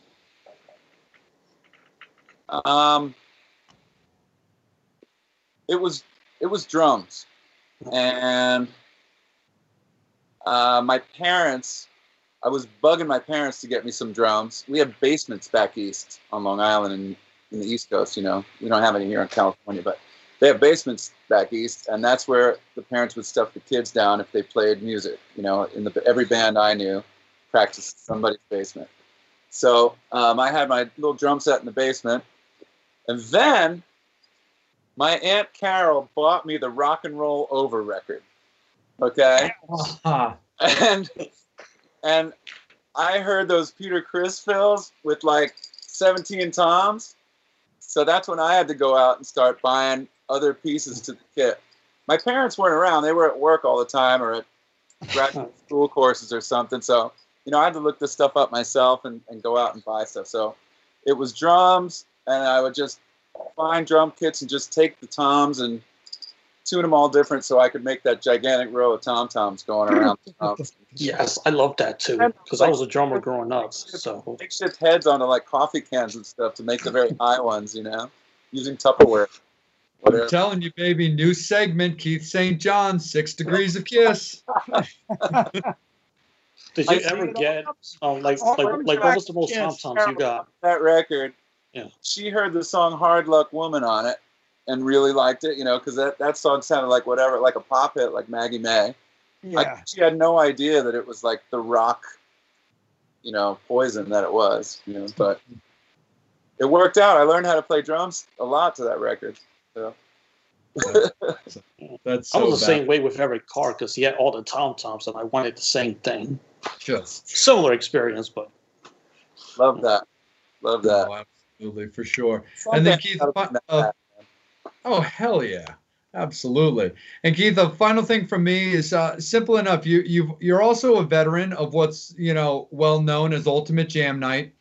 And 2 of the Ultimate Jam Nights that you did that I always thought were super badass was you did one that was Wayne's World, and you did one that was Pink Floyd back in 2016. Oh, And I was wondering if you remember what song you did from the Wayne's World movie, and if you remember what Pink Floyd song you did. Because I thought the Wayne's World one was just badass. I mean, everybody in the rock world knows Wayne's World. But I'll admit the Pink Floyd one caught me a little off guard. Not so much for you because I'm familiar with, your love of 60s, 70s music, but to the average like hard rock person, that might catch somebody off guard. Do you remember what Wayne's World song and what Floyd song you did? I remember the Floyd song because I specifically remember them calling me and I said, all right, but I'm doing Diamond. That's the song I'm doing. And one of the reasons was because my friend Katya, who was playing sax for Rod Stewart and is a very good friend of mine, always liked to jam together, and we never get to because she plays sax, so she's not really playing with hard rock, put togethers. And I'm like, Katya, we're jamming together. You got to come and do this Ultimate Jam Night. So that's why I remember that, because I had a thing for that. Wayne's World, Jesus. A lot of these Ultimate Jam Nights and other jam nights at the Viper Room and other places are just blurs. Wayne's World. What would that have been? I can't remember the song. It was last October. It like was? 2019 October. Wayne's World. Well, I know I didn't do Party Time, excellent. Queen song. I didn't do Bohemian Rhapsody for sure. What the hell? Did you by Was any it chance do Ballroom Ballroom Blitz? Blitz? I don't think so. Okay. I would have done that. I could see you doing that. I like that. Well, I have done that song with Sweet. Right. Well, no, of course, for sure. Oh no, I'm just saying. I don't know if you knew that, but I knew you were in Sweet, yeah. I would have done that song. But I don't remember. Why did? Oh, you don't know? I thought maybe you knew the answer to that. No, I didn't. I knew your history with Ultimate Jam Night, and I knew you had done a Wayne's World episode and a Pink Floyd Jam Night, and I was just curious. Was Money Money in Wayne's World? That Billy Idol song? Because I know I did one. I did Money Money at an Ultimate Jam Night with Frankie, because Frankie Banali actually played that session. He actually played drums on Money Money in the session for Billy Idol. Oh, okay. Back in the day, and he asked me to come sing that song. Let's see. But maybe that wasn't that night. I don't know. I'd have to look back in my archives and see. Maybe I could find it. Gotcha. Yeah, no worries. I just always thought that was like super duper rad. I'm actually pulling up the soundtrack right now, and I got it just in case it triggers you. But it was Bohemian Rhapsody, Hot and Bothered, Rock Candy, Dreamweaver, Sicca Mechanico, Jesus Christ, Time Machine, Ballroom Blitz, Foxy Lady, Feed My Frankenstein, Ride With Yourself, and Lovin' Your Lovin', Why You Want to Break My Heart, and Loud Love.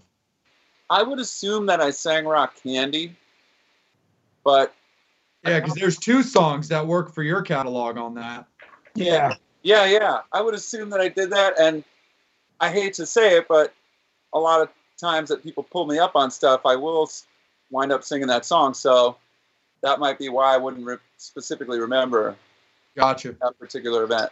But yeah, man, my favorite night that I did with them, there were a couple of good ones, and I don't go that often because I just can't. I don't have the time to go down there as much as I would like to and have fun and jam. But I think my favorite night I did with them was the Aerosmith night. Nice. And that was at a time period when I was doing it, I was saying, yeah, but, I got to ask the guys that I want to play with me, kind of a thing. And so, that made it a little funner. And Tracy did Kings and Queens with me. Nice. And what's so cool about Ultimate Jam Night is they have the most amazing backup singers.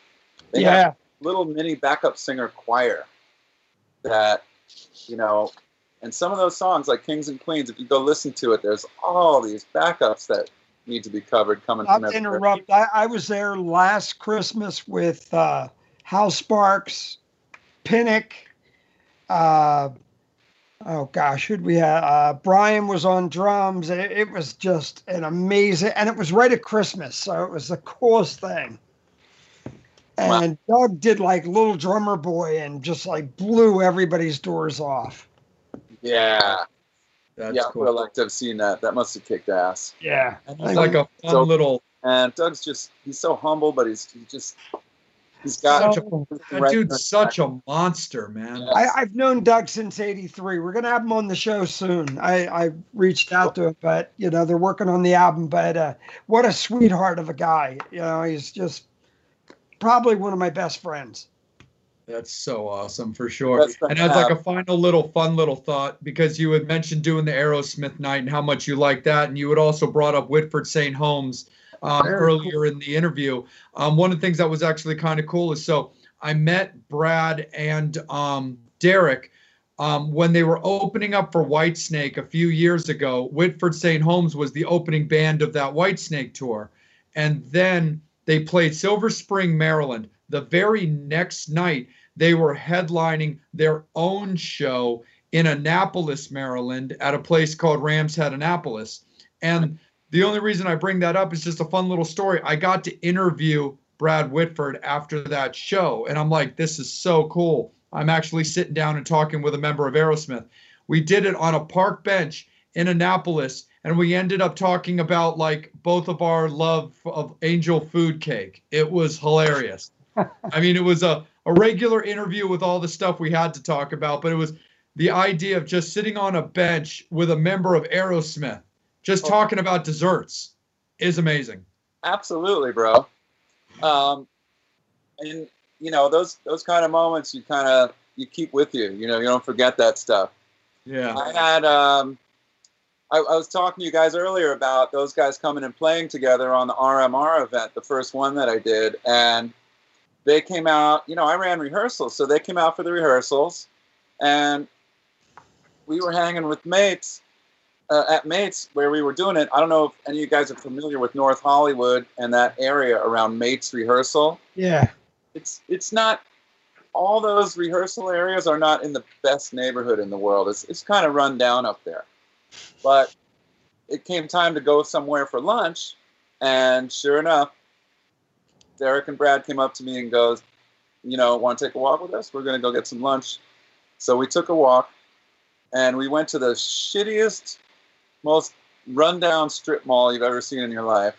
We walked in like 100-something degree weather probably. So I was like, we were all probably sweating and just talking about nothing important, talking about, some other kind of cuisine or food maybe, or what we were going to get over at Norm's Guitars. And we went to this little hole-in-the-wall faux place that those guys love, that they've been to, 50 times before.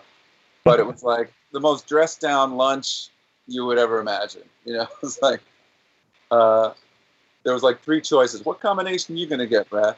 It's like, I think I like the fish special. It's like those kind of things. You just never. Those moments never leave you. They never leave you, absolutely. And these moments never leave us for the opportunity we get to talk to you guys. And again, for the fans that tune in to help us make this show possible. But Keith, we really have to thank you, man. This has been a great time. We really enjoyed talking to you. What's always mattered to us is that you had a great time. You felt your time was respected and you enjoyed your questions and you just had a good time overall. I had a great time. You guys are cool. I hope we could do this again. And what's really cool about you guys is you're all very different, so, it's kind of, what's that movie with Mr. Pink and Mr. Blonde? Reservoir Dogs. Oh, the Reservoir Dogs. You guys are Reservoir Dogs.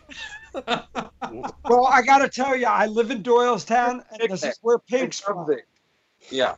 Let me tell you something. Bobby, real we quick, all Keith. know you're Mr. Pink. Really Of quick, course I am. Quentin Tarantino is Keith, my thank you favorite director. so much, my friend. We really had a good time. You're absolutely an alumnus. You're welcome back anytime, man. Reach out for anything you need. As soon as we get taken care of them, we'll get a Metal Summit shirt out to you as soon as we can. Excellent, man. Excellent. And I'm like I'm an extra small or something. No.